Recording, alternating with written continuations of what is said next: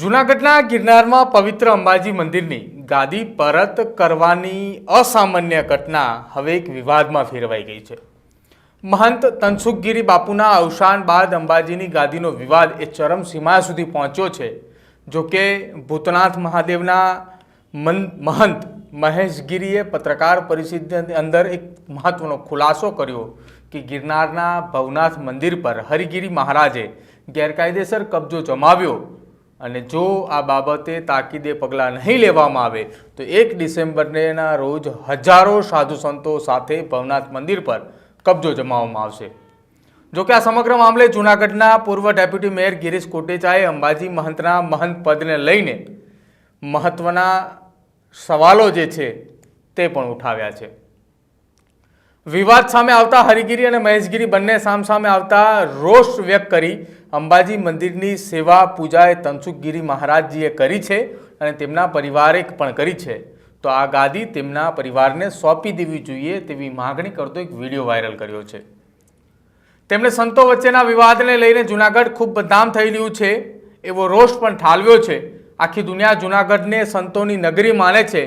નરસિંહ મહેતા દાતાર મા અંબા અહીં પર્વત પર બિરાજતા હોય અને એવા જ્યારે સાધુ સંતોએ વિવાદમાં સામે આવે ત્યારે ખરેખર આખા દેશમાં જૂનાગઢનું નામ ખૂબ ખરાબ થયું છે।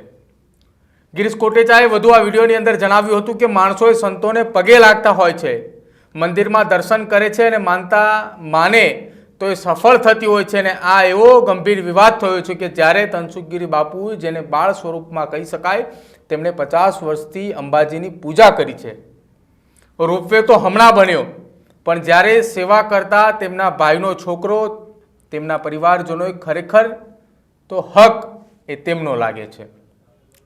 તમે રાતોરાત જઈને સાઈનો કરાવી લ્યો। હું તો હરિગીરી બાપુને પણ કહું છું, આ જગ્યાનો કબજો લેવામાં તમને શું મજા આવવાની છે? આવક બહુ વધારે છે, એટલા માટે થઈને આ ખરેખર બહુ ખરાબ અને નીચું જોવા જેવું છે। કોઈ ક્રિમિનલ માણસો હોય આ કામગીરી કરે। તમે સંતો છો, શિવરાત્રિના મેળામાં 15 લાખ માણસો આવે, એ બપોરે 2 વાગે બેસીને જાય, એ રાત્રે 12 વાગે રવેડી નીકળે ત્યારે દર્શન કરવા આવે છે। એમને ખબર છે કે અહીં સાધુ સંતોના ઝઘડા ચાલે છે, કોણ પગે લાગશે? તમને ભગવા કપડાં પહેર્યા છે એને બધા માન આપે છે, ખરેખર તો તમારી ફરજમાં આવે છે કે એનો પરિવાર એ આ આખી જિંદગી સેવા કરી હતી, તો ખરેખર તો 50 વર્ષનો ઇતિહાસ તપાસો કે ત્યાં મૂળ પૂજા કોણે કરી। આ બધું તમને શોભતું નથી। મારી 2 સંતોને વિનંતી છે કે જમીન કે મિલકતમાં તો ક્યારેય કોઈ સાધુ સંતો વિવાદમાં ન આવવા જોઈએ, પરંતુ તેમ છતાંય આ વિવાદ ચાલી રહ્યો છે। શું કહ્યું પૂર્વ ડેપ્યુટી મેયર ગિરીશ કોટેચાએ અને શું અપીલ કરી આ સાધુ સંતોને, એ પણ સાંભળો। જૂનાગઢની નગરી એટલે સંતોની નગરી તરીકે વર્ષોથી આખી દુનિયા એને માને છે।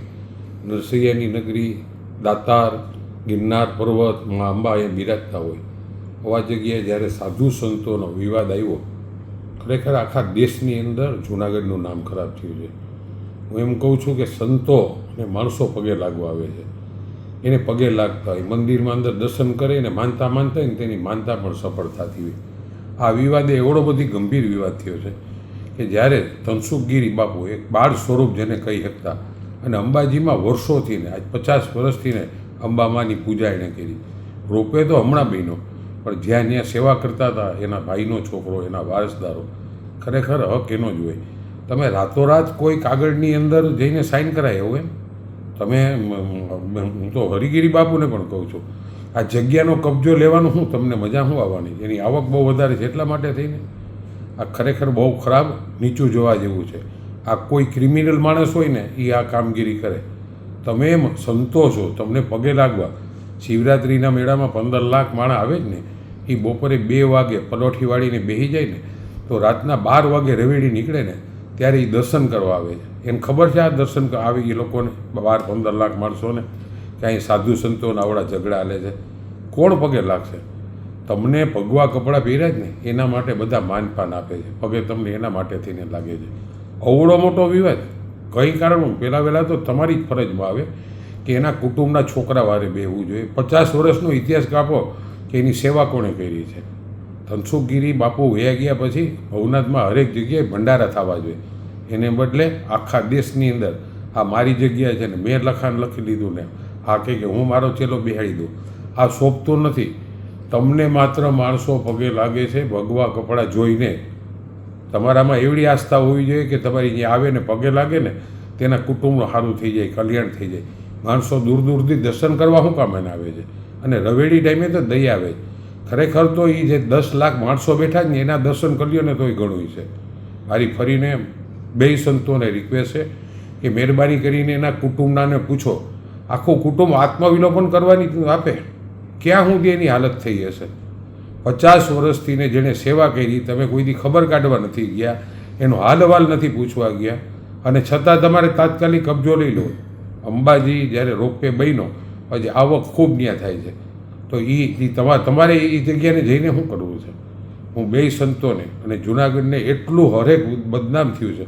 કોઈ પણ વિવાદ આવે, તમારો ક્યારેય પણ સ્વામી મંદિરનો ક્યાંય વિવાદ આવતો હોય, એ ગરીબ માણસો તમારી અહીંયા 10-10, 15-15 રૂપિયા ધરીને શું કામ જાય છે? આનાથી ને તમે બધું બનાવો છો.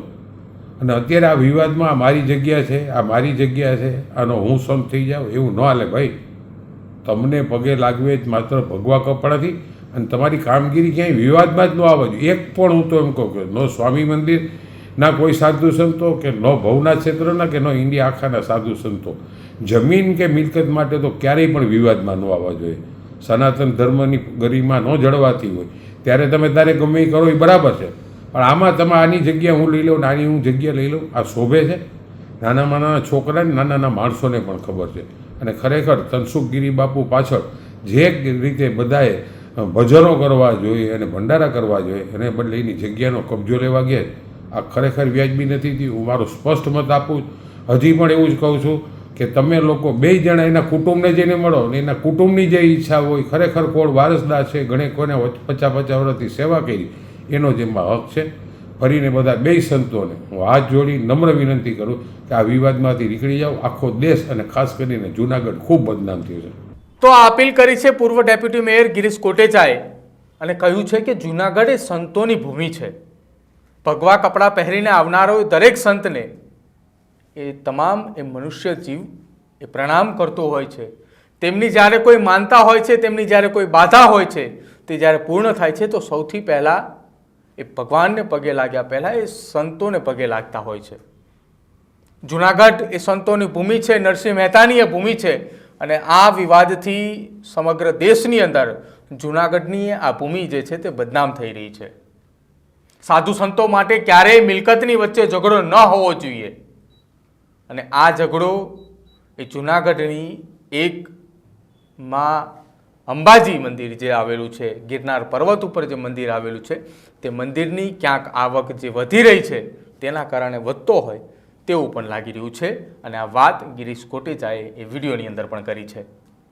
આપનું શું માનવું છે ગિરીશ કોટેચાના આ વાયરલ વિડીયોને લઈને? સાથે જૂનાગઢની અંદર છેલ્લા કેટલાક સમયથી ચાલી રહેલા આ વિવાદને લઈને તમે શું માની રહ્યા છો? આપ જાણતા હોય તો અમારા કમેન્ટ બોક્સની અંદર જરૂર જણાવજો, અને અમારી ચેનલ ન્યૂઝ રૂમને આપ આજે જ લાઇક કરજો, શેર કરજો અને સબસ્ક્રાઇબ કરવાનું ભૂલતા નહીં. નમસ્કાર.